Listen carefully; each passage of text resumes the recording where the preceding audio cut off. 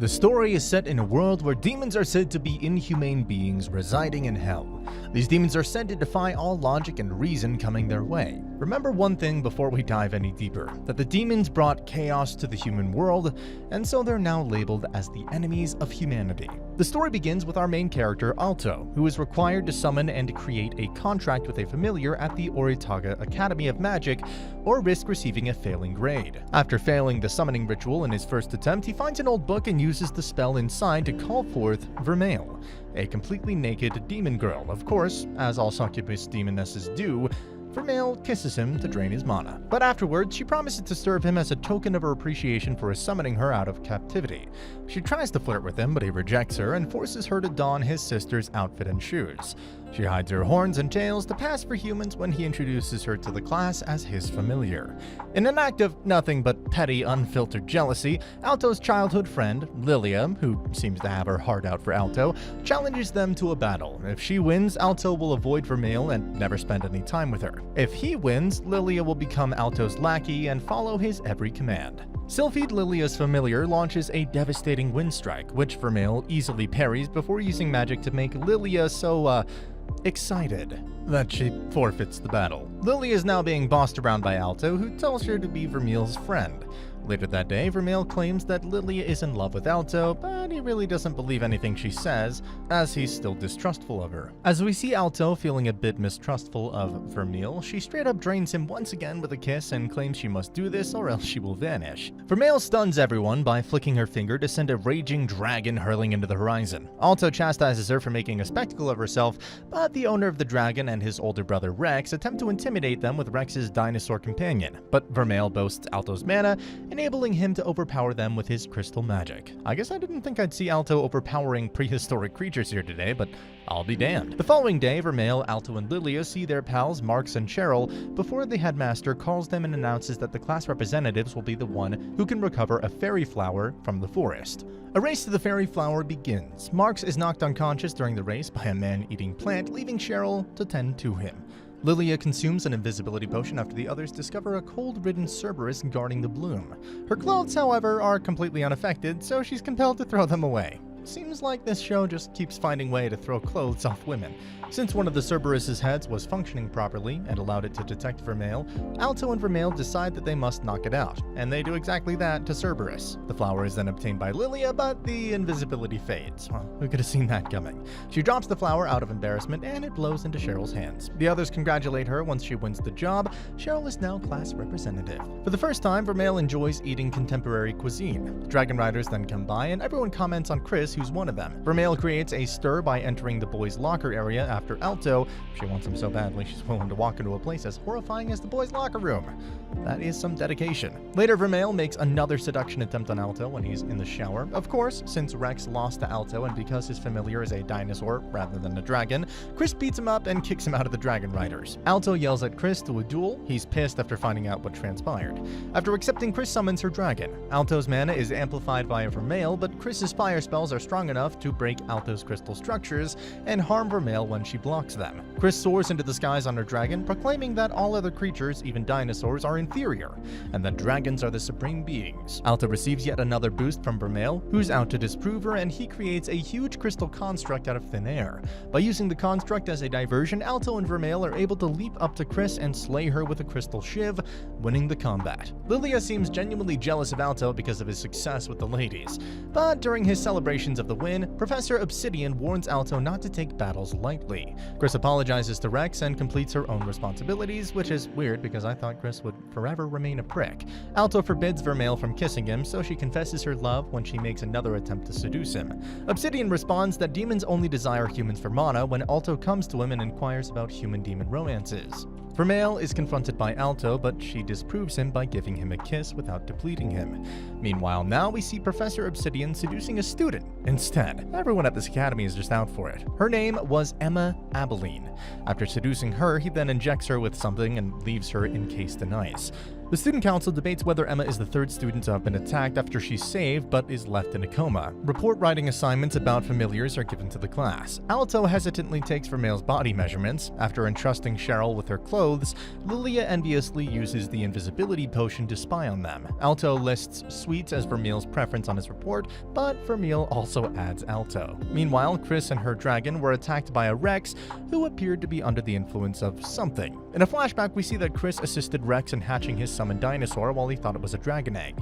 Meanwhile, Vermeil humiliates Alto by displaying public adoration, and Rex's brother then comes to them and implores them for their assistance. Chris can withstand Rex's fire spells and his body is beginning to morph as she continues to beat him up. Rex declares that he wants to exact revenge on Chris as well as his brother, Alto and Vermeil, but Elena, the head of the student council, shows there and uses her sword to knock Rex and his dinosaur out cold, obliterating their different growths. Chris keeps his eye on Rex in the hospital. Vermeil leaves as a test is about to start, and Lily is delighted to study with Alto alone.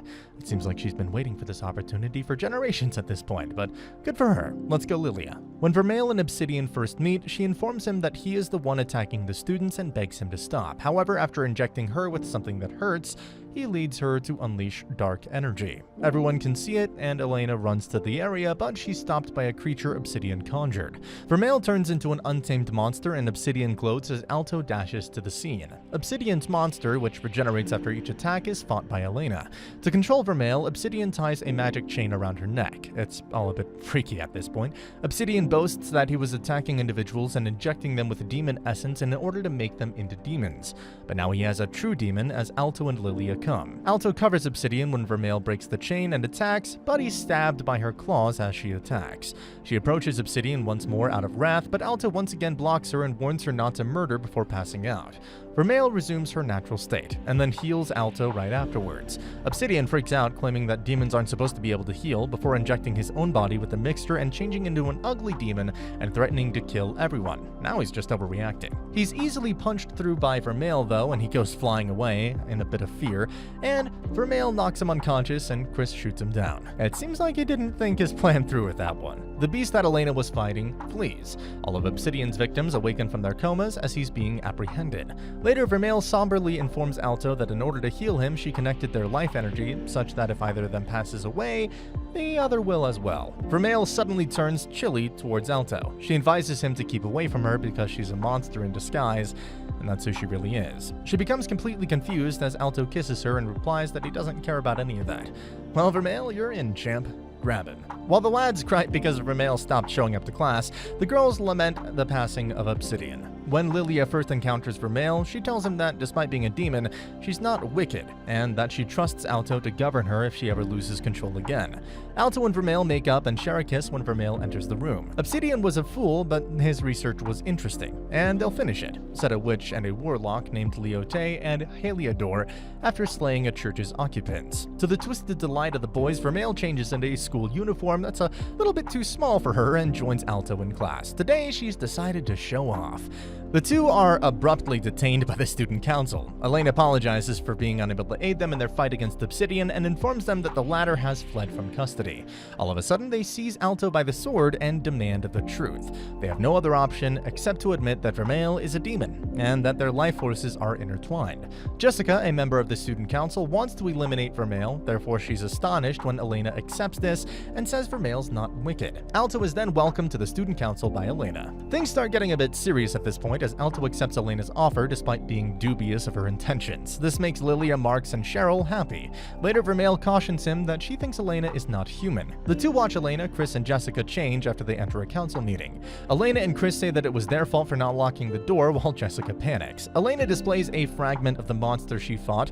Inspecting it, they discover a form of magic they've never seen before. In the meantime, Kohakumiya, the creature's master, greets Lolite and Heliodor. She becomes upset when Lolite admits she killed a potential recruit before he and Heliodor depart to hunt down Alto and Vermeil.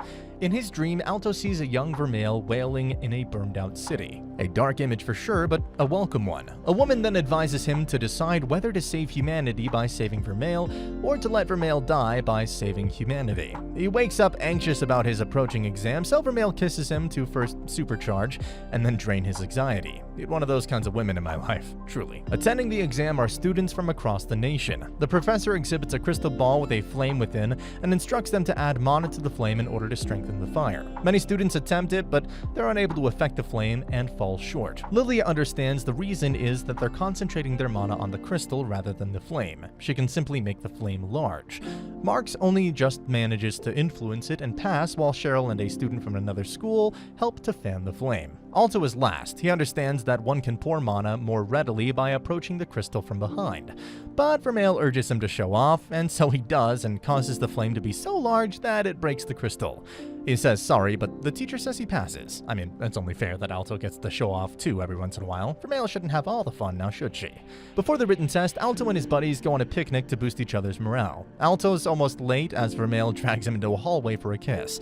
The kid from the other school complains about Alto's braggadocio while using the restroom, but Lolite sneaks in, kills him, and then steals his test ticket. Elena and Jessica are practicing fencing in the meantime. After Elena triumphs, they talk about Alto and Vermeil while taking a shower. Vermeil must wait outside while Alto enters the test room. Alto is seated next to Lolite, who enters and wishes him good luck. Vermeil is sitting outside in boredom while she recalls Alto's assurances of her safety. Alto panics when Lolite nods off as soon as the test begins, but focuses on passing it.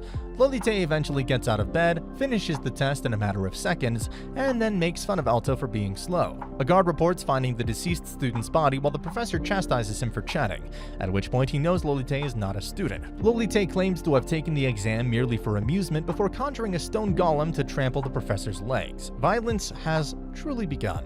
And hell yeah, that's what I've been waiting for. Vermeil and the instructor from the first exam arrive as all of the pupils leave with the exception of Alto. Lilia, Marks, and Cheryl are coerced out of the building by guards, but as they try to return, a space warp throws them back outside. Despite all their assaults, the golem manages to seize Vermeil. That's a first.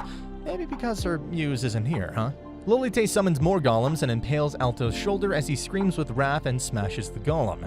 When Alto inquires about their desires, the man replies that his gang plans to wipe out the human race using demons. Vermeil transforms into a monster, but Lolite quickly takes care of her. He attempts to kill Alto, but the book he used to conjure Vermeil protects him. And then the dream woman materializes. She asserts that she is the remembrance of Vermeil's sealer, the mage of the beginning. In response to Lolite's attempt to assault, she stops time and sends Alto into Vermeil's memories. A young Vermeil is playing joyfully when he finds himself 550 years in the past. According to the Mage of the Beginning, Vermeil and the orphans, Miel, Lynn, and Kate, were all fostered by nuns. She was a demon, but they didn't care. The townspeople became enraged and besieged the church after discovering Vermeil was a demon. She was then held responsible for a plague that struck the nation. Vermeil was persuaded to flee by Miel, and she came close before she overheard someone threaten to destroy her family. Her family had been hanged when she turned around, but it was too late. This took an extremely dark turn. She lost her cool as the mob closed in on her, turned into a monster form, and for the first time slaughtered everyone and set the town on fire. The mage claims that this was her guilt and the reason she was sealed, as Alto was horrified by what he had seen. Alto interacts with Vermeil and consoles her after discovering he can. She changes into adult Vermeil and sobs because her crime cannot be undone. But he dismisses her sorrows and gives her a passionate kiss. He proclaims his love for her as they come back to the real world. They urge Lolite to stop talking and unite their powers to defeat the enormous golem that he summoned, and claim Vermeil's only goal is to destroy the world. A gateway allows Heliodor and Lolite to flee after she states she can no longer sustain the space warp. The Mage of the Beginning, according to Vermeil, is Fatima. Alto is urged to take care of Vermeil by Fatima, who describes Vermeil as a close friend. Fatima then fixes the structure before vanishing. Later, Alto receives fencing and martial arts instruction from Jessica and Chris in an effort to grow stronger so he can defend Vermeil. Due to his inexperience and lack of strength, he's easily defeated in sparring, but he strives to get better. When the two of them are in bed, Vermeil declares her love for him in bed. They all concur when Elena states in a student council meeting that they must band together to stop these assaults. All three of Lilia's test takers, Marks, Cheryl, and them, passed, but when Alto doesn't appear, Lilia becomes suspicious that he might be seeing Vermeil. Indeed, they're sharing a public kiss as they celebrate their love and commitment to one another. This was a weird one, but honestly not bad at all. I think it's one of the more peculiar anime, even though it has some of the classic tropes we expect from the demon and familiar type shows. It's darker, grittier, and much more explicit, which is rare when it comes to good anime. So a round of applause nonetheless. And that's the end of the video. As always, if you liked what you saw, subscribe to the channel. I'll be uploading a lot of videos just like this, so I'll see you at the next one.